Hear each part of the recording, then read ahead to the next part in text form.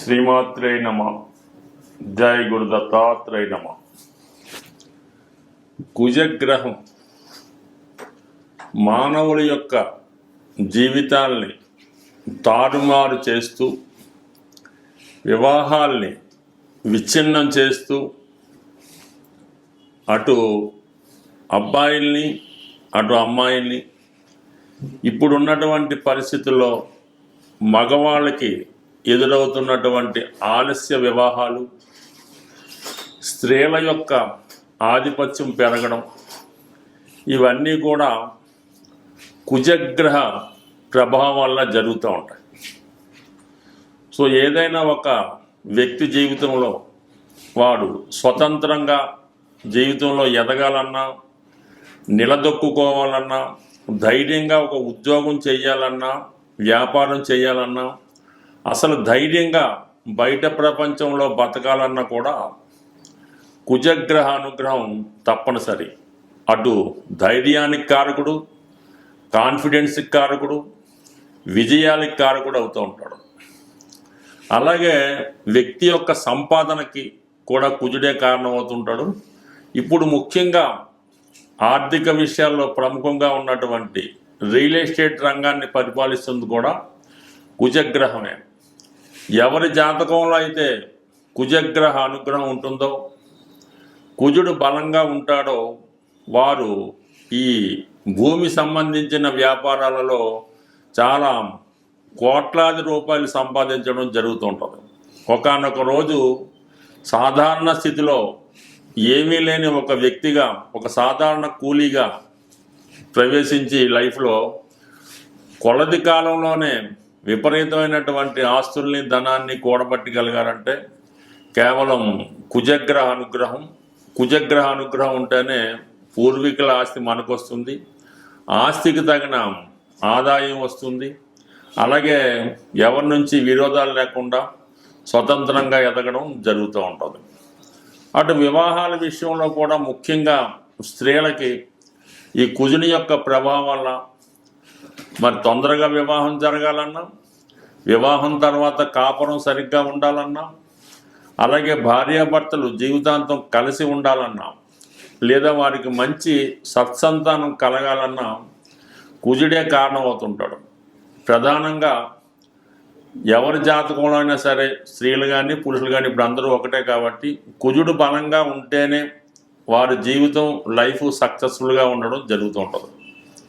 అటువంటి కుజుడు ప్రస్తుతం ఈ జనవరి 15వ తారీఖున మకర రాశిలోకి ప్రవేశించడం జరుగుతుంది.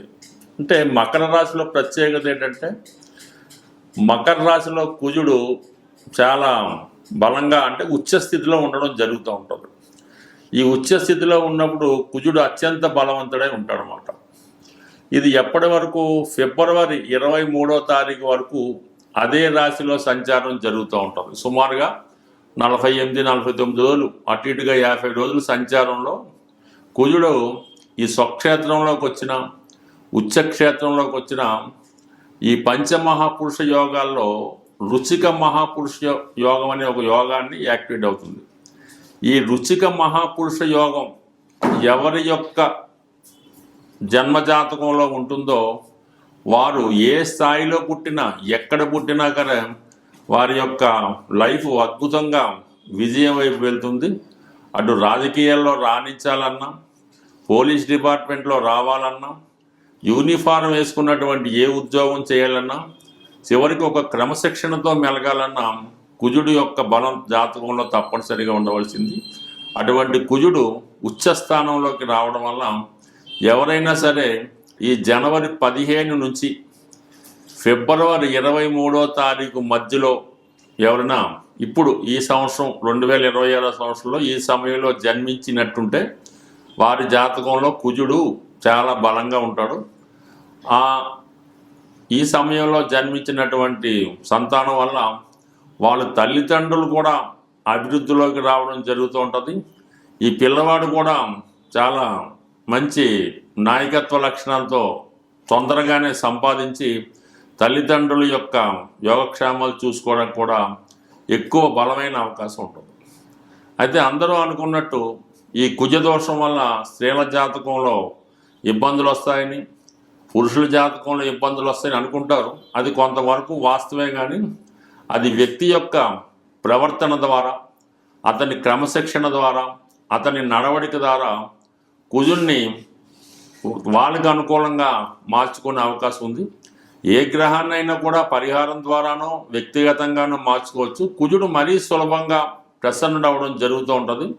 మీరు చేయవలసిందల్లా కుజుడికి అనుకూలంగా శారీరక శ్రమ, వ్యాయామం, అలాగే క్రమశిక్షణ, దుర్వ్యసనాలకు దూరంగా ఉండడం వల్ల కుజుడు ఏ స్థానంలో ఉన్నా మీకు పాజిటివ్గా మారి కుజుని యొక్క ఫలితాలు ఇవ్వడానికి సిద్ధంగా ఉండడం జరుగుతుంది. నవగ్రహాలలో అతి శీఘ్రంగా మీకు ఫలితాన్ని ఇచ్చే గ్రహం కుజగ్రహం. అటువంటి కుజగ్రహం అనుగ్రహం కోసం మరి ఏ రాశుల వారికి ఏ విధంగా ఉంటుందన్నది ఈ వీడియోలో క్షుణ్ణంగా వివరంగా తెలుసుకుందాం. అలాగే కుజుని యొక్క పరిహారాలు కూడా ఈ వీడియో చివరిలో తెలుసుకొని అందరూ విజయం సాధిస్తారని ఆశిస్తూ స్వస్తి. వృషభ రాశి వారికి కుజుని యొక్క ప్రభావం ఏ విధంగా ఉంటుంది అని పరిశీలించినప్పుడు కుజుడు వృషభ రాశి వారికి సప్తమ వ్యయాధిపతి అవుతూ ఉంటాడు. ఈ కారణంగా మరి ఇటువంటి కుజుడు ప్రస్తుతం భాగ్యస్థానంలోకి రావడం జరిగింది. అంటే భాగ్యస్థానంలోకి ఒక గ్రహం వచ్చినప్పుడు ఆ కారకత్వాల ద్వారా జాతకుడికి అదృష్టం కలిగే అవకాశం ఉన్నది.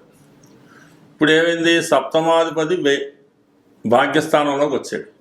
అంటే మీ యొక్క భర్త గారికి లేదా మీ జీవిత భాగస్వామికి విదేశ అవకాశం అన్నది రావడం జరుగుతూ ఉంటుంది.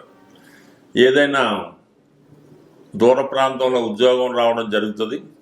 లేదంటే మీరు దూరంగా ఉన్నటువంటి మీ యొక్క భర్త గారిని కానీ భార్య గారిని కానీ కలుసుకోవడానికి ఇది ఒక అవకాశంగా మీరు ఉపయోగించుకోవచ్చు. దాని తర్వాత వ్యయాధిపతిగా 9వ స్థానంలో ఉండడం వల్ల ఏంటంటే ఒక దూర ప్రాంత ప్రయాణం చేయవలసి ఉంటుంది. అది కామన్గా పుణ్యక్షేత్రం అవ్వచ్చు, అలాగే ఉద్యోగరీత్యా మీరు దూర ప్రాంతానికి వెళ్ళడం కూడా రావచ్చు. ఒక విధంగా మకర రాశి మిగతా వాళ్ళకి అంటే ఏ రాశికి సంబంధం లేకుండా మకర రాశి సహజ రాశి చక్రంలో దశమ స్థానం కాబట్టి దశమ స్థానంలో ఏ గ్రహం వచ్చినా కూడా అది వృత్తిలో ప్రభావం చూపుతూ ఉంటుంది. ఇప్పుడు ఈ కుజుడు ఈ మకర రాశిలో ప్రవేశించడం వలన మరి ఎవరైతే మన వృషభ రాశి వారు ఉన్నారో వారికి కంపల్సరిగా భూములు స్థిరాస్తుల ద్వారా ఆదాయం కలిసి వస్తుంది. అలాగే ఉద్యోగ సంబంధించిన విషయాల్లో ఒక హోదా లాంటిది పెరుగుతూ ఉంటుందన్నమాట. ప్రస్తుతం ఉన్నటువంటి స్థాయి నుంచి ఒక అధికార స్థాయికి వెళ్ళడానికి మీకు ఈ కుజుడు అనుకూలించడం జరుగుతూ ఉంటుంది. ఒకవేళ మీకు కాకపోయినా మీ సంతానానికి కానీ మీ యొక్క రక్త సంబంధికుల్లో ఈ తమ్ముడు అంటే మీ తర్వాత పుట్టిన వాళ్ళకి కూడా ఇటువంటి అవకాశం వచ్చే అవకాశం ఉంది. కామన్గా మీకు ప్రస్తుతం కుజుడు బలం వల్ల ఏంటంటే మీరు చేపట్టిన కార్యక్రమాలు కొంత ధైర్యంగా హుందాగా ముందుకు వెళ్ళడం జరుగుతూ ఉంటుంది. ఏదైనా ఆర్థికపరమైన సమస్యలు కానీ, భూమికి సంబంధించిన వివాదాలు కానీ, అలాగే ఆస్తి పంపకాల్లో అన్నదమ్ములతో కానీ, దగ్గర బంధువులతో కానీ, భార్యాభర్తల మధ్య ఉన్నటువంటి విభేదాలు ఈ సమయంలో చాలా వరకు పరిష్కారం అవడం జరుగుతూ ఉంటుంది. ఇంకొక ముఖ్యమైన విషయం ఏంటంటే ఈ రాశి వారికి 9వ స్థానంలో ఉన్నటువంటి ఈ కుజుడు 12వ స్థానాన్ని వీక్షించడం వల్ల కంపల్సరిగా ఏదైనా ఒక స్థిరాస్తి కొనాలనే మీ ఆలోచన తప్పకుండా నెరవేరుతుంది. మరి కొంతమందికి కొంత బాధ్యతలు ఉంటాయి, రెస్పాన్సిబిలిటీస్. తమ్ముళ్ళకైనా పెళ్లి చేయాలనో, వాళ్ళకైనా ఉద్యోగం వేయించాలనో, అలాగే చెల్లెళ్ళకి పెళ్లి చేయాలను, ఇటువంటి శుభకార్యం నిమిత్తం మీ తర్వాత జన్మించిన వాళ్ళ కోసం కొంత కష్టపడడం, వారి కొరకు కొంత ధనాన్ని వెచ్చించడం జరిగే అవకాశం ఉంది.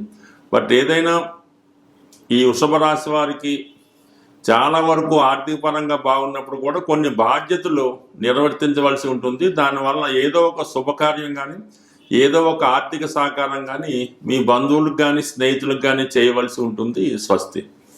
కుజగ్రహ అనుగ్రహం పొందాలంటే, చాలా సులువుగా తొందరగా పొందాలంటే ఆంజనేయ స్వామి యొక్క ఆరాధన.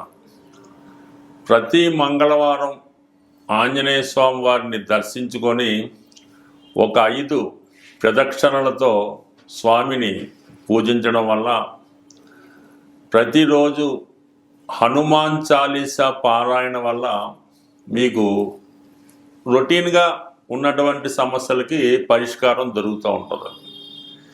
ఏదైనా ఎక్కువ పెద్ద సమస్య ఉన్నప్పుడు మీరు వివాహానికి సంబంధించిన సమస్య, పెళ్ళి అవడం లేదు, భార్యాభర్తల మధ్య విభేదాలు, అన్నదమ్ములతో గొడవలు ఇలాంటివి ఉన్నప్పుడు కంప్లీట్గా ఒక మంచి రోజు చూసి మీ యొక్క సాధన తార వచ్చిన రోజు స్వామివారి ఆలయంలో సింధూరంతో అభిషేకం చేయించడం, అదే రోజు తమలపాకులతో అర్చన చేయించి, ఇలాగా ప్రతి మంగళవారం ఒక 8 వారాలు అనుకొని, అయితే ఈ 8 వారాలు కూడా మీరు బ్రహ్మచర్యాన్ని పాటించవలసి ఉంటుంది.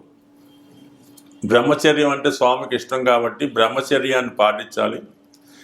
ఎవరో ఒకరికి మీరు కొద్దిగా హెల్ప్ చేస్తున్నట్టు ఉండాలన్నమాట. వారి యొక్క సేవకుడుగా ఉండవలసి ఉంటుంది.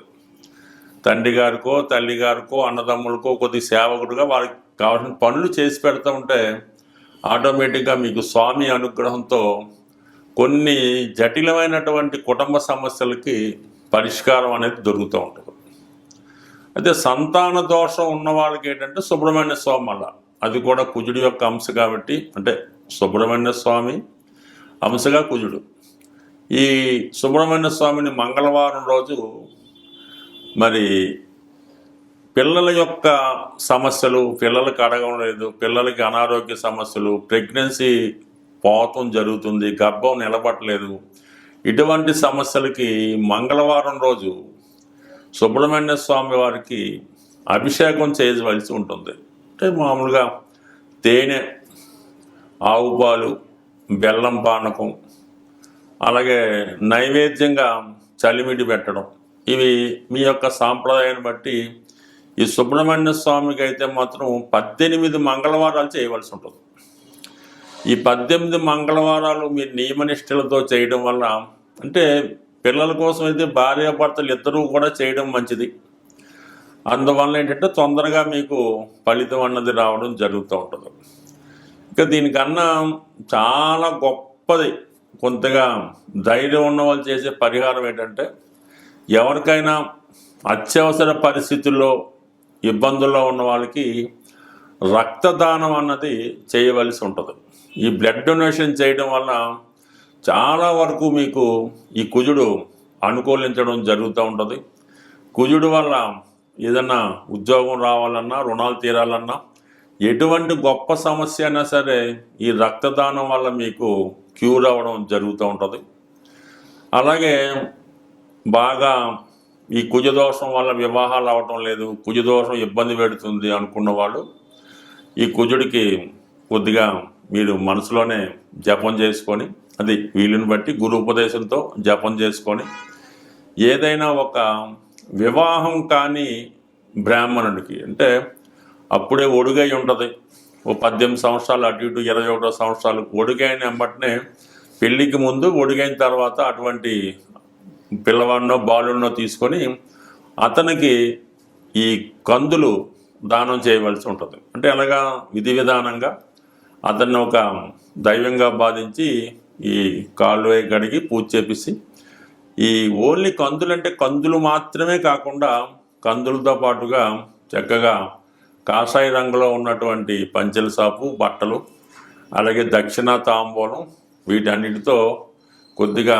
ఘనంగా దానం చేసి సత్కరించడం వల్ల కూడా కుజుని యొక్క దోషం పరిహారం అయ్యే అవకాశం ఉంటుంది. అనేక ప్రాంతాల్లో అనేక రకాలుగా ప్రభావం ఉంటుంది. కానీ బాగా ఫిజికల్గా కష్టపడిన, వ్యాయామం చేసినా కూడా కుజుడు మీకు అనుకూలంగా మారడం జరుగుతూ ఉంటుంది. ఏదేమైనా సింపుల్ రెమెడీ ఏంటంటే, కుజుడు మీకు అనుకూలంగా ఉండాలంటే మీ తోడ పుట్టినటువంటి అన్నదమ్ములు, అక్కజల్లులతో సఖ్యతగా ఉండాలి. అంటే వాళ్ళతో ఎటువంటి గొడవలు పెట్టుకోకుండా, ఏదన్నా కట్టసీగా పండగలకి, పుణ్యాలకి ఏదైనా గిఫ్ట్లో ఇచ్చుకొని అన్నదమ్ములతో సఖ్యతగా ఉంటే వాడు సరిపోతుంది.